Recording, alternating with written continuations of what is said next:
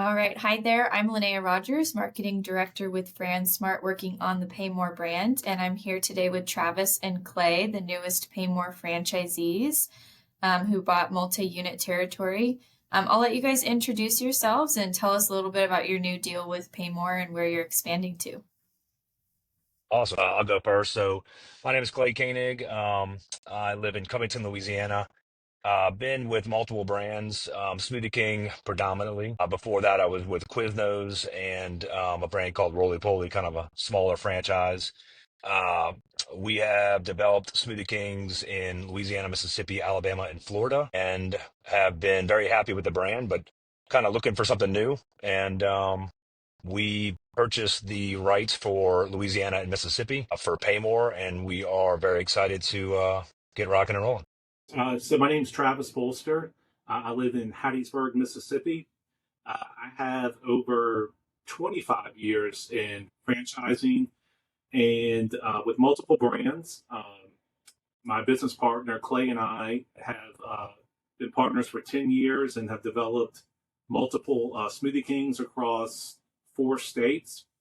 And about a year ago, we started looking at other opportunities, develop in markets closer to where we live. And we recently purchased the rights to develop Paymore in Louisiana and Mississippi. And very excited to get this journey started and develop multiple locations over 2 states. Awesome. Yeah. Wow. You guys have a ton of franchise experience. Do you want to tell me a little bit about how you guys met and maybe some of your other brands and kind of just the evolution of your franchising experience? Travis and I both at different times were with Smoothie King Corporate. So we've been kind of on both sides of the fence. So Travis being exponentially older than me, as we discussed earlier, his journey started earlier than mine. So I think he started, what, 1999 or 2000 with Smoothie King Corporate, and then became a franchisee. So I had the same trajectory. I was at Smoothie King Corporate in 2006, and that's actually how I met Travis. I was a operation consultant, and Travis was actually was one of my franchisees that I helped out. His And favorite then franchising. I should have said that. Yes. I would And say so.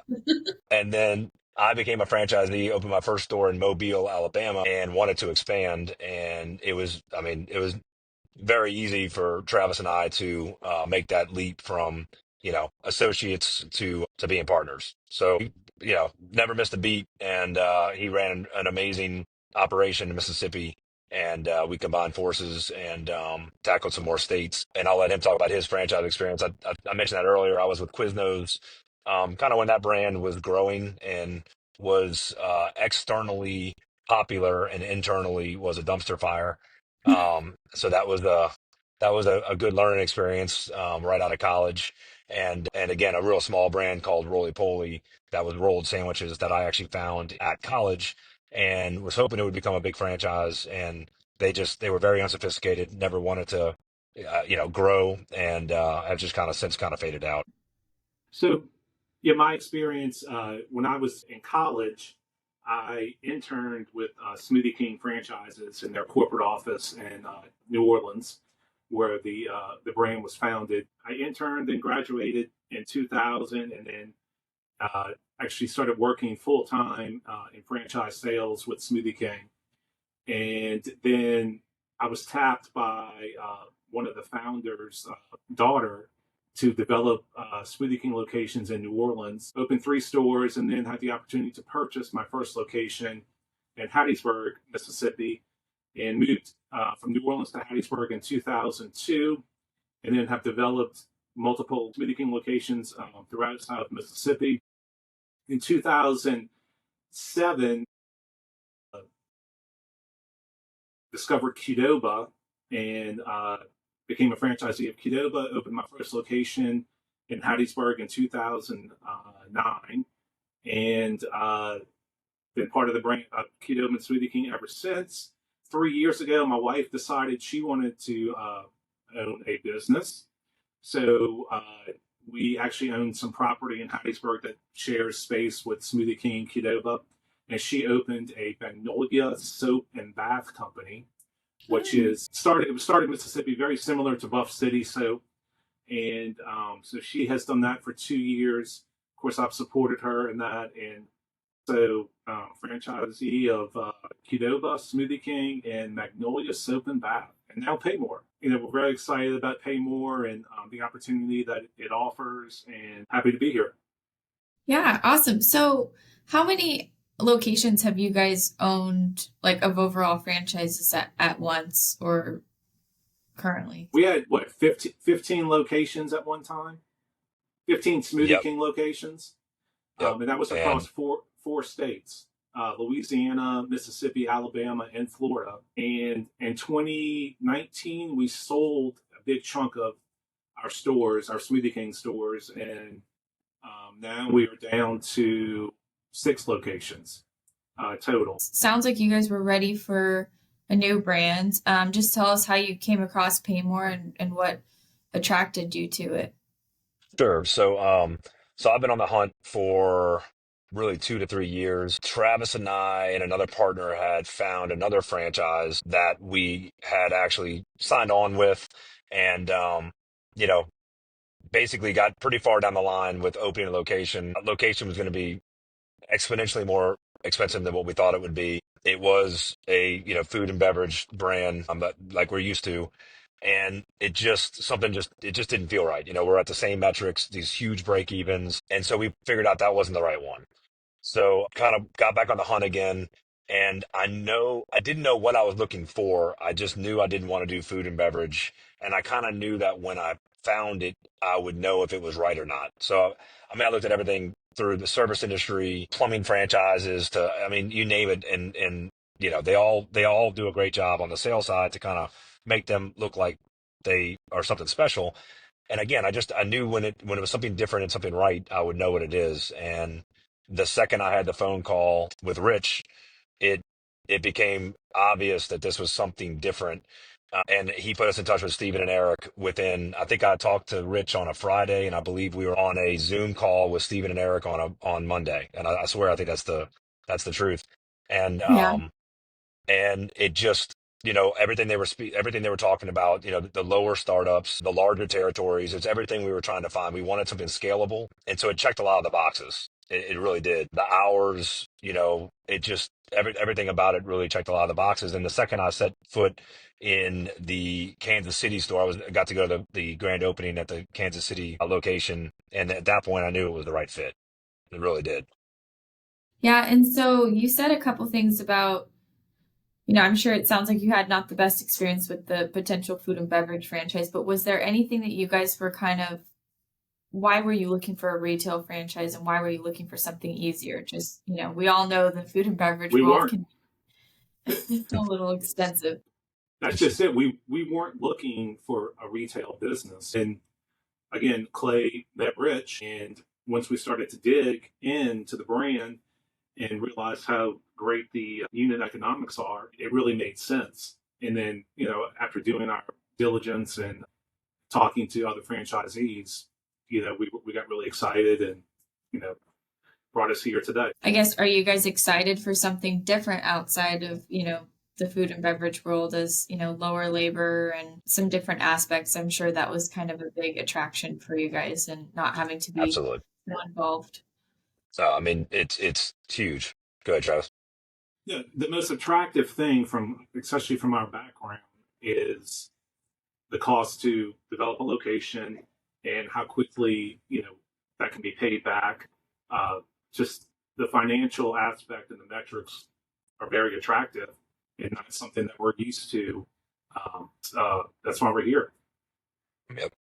It's a niche that you didn't really knew needed to exist until you figure out it needed to exist, if that makes sense. Everyone has, like, I remember where I was when I called Travis and explained this to him. And the first thing he said was, I have a box in a drawer full of old electronics that I don't know what to do with. And he has a college son. And, what better than to be able to give that box to your college son and say, I'm sick of giving you money. Why don't you go to PayMore and see what this could get you, for your book money and, meal money and everything else. So it just kind of dawned on you that this is something that there's no easy solution that you can really get rid of your used electronics with right now. There's really not. There's a hodgepodge of pawn shops, everything else. And, I wouldn't let my wife walk into a pawn shop, that's for damn sure. But when I was in Kansas City and I was watching who was walking into these stores, it's people like, us. It's people like my wife that are walking in a comfortable, clean, retail environment that's safe. And that was the difference maker right there. Those people probably weren't going to ever find a solution for their used electronics until they realized there was an actual solution for it. Yeah, that's very true. The unique model is, and it's still gaining awareness as we speak with stores opening. I mean, look, I was, when Clay first called me and told me about the brand, I was skeptical. And then the more I thought about it, like he said, who doesn't have electronics that they don't know what to do with? Uh, and then, as we discovered the process and how it moves through, the business model, it's like, this is really a niche that needs to be serviced. I don't know how many times over the years I've been to the Right Way to Throw Away days that our city hosts, but it comes once a year. Of course, you're not getting money. I also like, the recycling aspect of it. I think it's a great service to a community that is underserved with recycling opportunities. Absolutely. Yeah. Yeah. And Travis, you touched a little bit on the unit economics and just saying how you were really surprised by that. We've had, a couple other franchisees, Milo, I don't know if you've met or heard of him, they're developing 40 units in multi-territories and they're Crumble franchisees. And that's one of the one things he said was just, I saw the numbers and I couldn't believe they were real. So I'm just kind of curious what your guys' perspective is on that, being so well versed in the franchise world and seeing an item 19 like PayMore's. Well, the biggest thing that jumps out to me is, the payback to develop a food franchise could be, 5 years. Important to accelerate that payback for your investment. And I don't know of another brand that has a payback like this. That's what really just jumps out when you're researching and talking to other franchisees. Whenever we were looking at different brands, and again, like Travis said, we were food and beverage was where you think we would want to go because that's what we know. And again, like I told you, we committed to a large brand, and the unit economics were just hard to deal with. We were going to be all in essentially on a location, and we certainly could not do a second location if the first location didn't work, and that was hard to come to terms with because we're all in. We had to borrow money. Like Travis said, money's expensive right now. And I didn't want to have that keeping us up every night. The benefit here is with the unit economics the way they are, if for some reason the location doesn't work, we're not all in, right? I mean, we can develop multiple locations and still have working capital available to be able to make this whole operation work. And that was huge. The two words all in are kind of scary. And we're all in emotionally with this, but again, we know that if a first location doesn't work, these numbers aren't the point to where you're all in on one location. It's low. All the things that have gotten so expensive over the last 4 years with restaurant equipment, the last location we opened, we saw that firsthand. From our first location to the last location, we were up 600% on our initial startup cost. And that's just really hard to make that work. Every other percentage is getting squeezed, and we have to come out with this huge investment to open a location. So that part of this is just it's hard to beat. It really is. Yeah, and I think another huge thing I'm seeing, PayMore, they've continued to innovate. I've had the pleasure of working on the brand for the past almost 3 years now, and it's just crazy to see that now the stores are opening. They're down to signing a lease and opening within 3 months, sometimes less. And, we obviously have a wealth of experience in the restaurant world. And I think that was the first time we've seen a brand do something like that. So is that, something for you guys as well? I'm sure opening restaurants and whatnot is Absolutely. just Ease, yeah. Not having to different.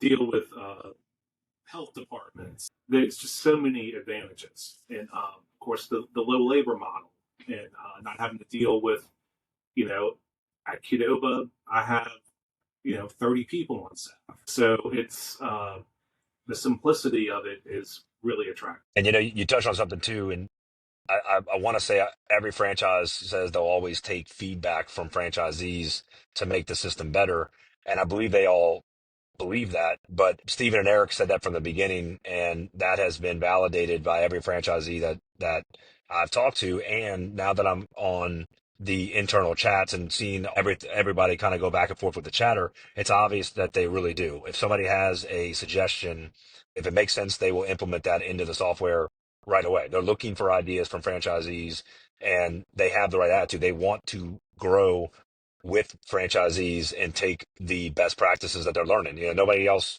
has that experience than being in the field. So I commend them, and hopefully that will always be the case, and I'm sure it will be, that they'll take whatever has happened in the field and make it better. Yeah, for sure. I mean, I think that's a huge thing is they have built such a great community of franchisees with all this experience and background. And every time a new person comes on, there's a new idea or hey, let's bring this over, let's try this. And it all works together. And I think the system of people, like we had the conference, it was our second year last year for a franchisee conference. And they're doing another one, this coming year, but it's just to see everyone in a room and kind of connecting and bringing new ideas. I totally agree. I think that's a really kind of magical part about the brand that you get. So with your guys' franchising experience, I'm kind of curious, where do you see, we're at over 500 units in development. It's already on its way, in 3 different countries. Where do you see the PayMore brand really being in, the next 5 to 10 years? I'll let Clay comment on that one. Um, I like what they are doing from a territory perspective. And our last phone call we had with Steven, we talked about this, that they're giving larger territories for franchisees that have multi-unit experience like us. And I think that's honestly the best growth pattern you can do long term for a franchise. It's probably more attractive for a franchise to sell a bunch of territories quickly to a bunch of franchisees and get probably more franchise development fees early. But ultimately, I think this pattern of larger territories 5, 10 years from now will lead to an exponentially more solid, uniform franchise organization. Because again, nobody's going to develop multi stores in a territory like a multi-unit owner that has the experience. So anyway, long story short, I think the sky's the limit for this. I think, again, just like us, you don't realize you need the service until you understand that the service is there. And obviously every day goes by, there's more and more electronics that are on the market. I mean, that's again kind of off subject, but one of the other things that attracted me to this is, even if we come out with some new holographic phone where you're talking to somebody with an image in front of you, that still means that there's an old one and a new one, and the new model coming out. And obviously electronics are only going to become more and more of a part of our everyday life, which is hard to imagine. um so I only see this brand going up. Um, and the only downside is to all that with technology, maybe there's not a face-to-face option, which there are some that exist with this, with buying, selling used electronics. You can do it online, but ultimately, I don't think you can ever replace a face-to-face transaction. I think that's where people want real money. They want to wait for it. If they're doing a transaction, they want to do it in real time. So in 5 to 10 years, I don't see how this isn't a 10 years. I don't see how there's not 1,000 locations open. I think that's the trajectory where it has to go. Yeah, for sure. You said something, I loved it, and I think it's perfect for PayMore's got to use it for their consumer. There's always going to be an old one, and there's always going to be a new one. It's just, That's we right. talk about it being recession resistant and no supply chain to worry about. The customers give you your supply chain. So I love that. That's just already a great example of franchisees bringing great ideas and fresh things to the table. So, I'm gonna need um, a royalty if they use that slogan, though. yeah, Yeah. you should. You should. It'll be in your store though. You have a nice sign. That's perfect. That's perfect. There you go. Awesome. Well, Is there anything else that you guys wanted to add that maybe we didn't cover? I don't think so. No, I think that's it. We're excited. It's been, and honestly, the Fransmart part of this, with Rich, was great too. And I think I told Steven that, and I told Rich that as well, that a franchise partnering with someone like Fransmart early on, I think makes the process so much better from a prospective franchisee standpoint, because it comes across so professional right out the gate. Whereas a lot of times you're talking to somebody, at a early franchise that's trying to get the franchise up and running, and they can't deal with the sales process and the whole thing. So that was very, very, very smooth. Um, and I think that was a great partnership that you guys put together. I mean, it was also not pushy at all. We never felt pressured. It was just a process, and went back and forth with language and documents, and it was as simple as it could be. It really was. Yeah, no, that's great to hear because that's our biggest thing is we really want to find the right match for both sides. So um, awesome. Well, thank you both for being on today. It's great to meet you, and I know a lot of people who listen and watch our YouTube channel love to learn from you guys. So I appreciate you guys getting on and kind of sharing your story. Of course, we're excited to get started, and thank you for taking the time.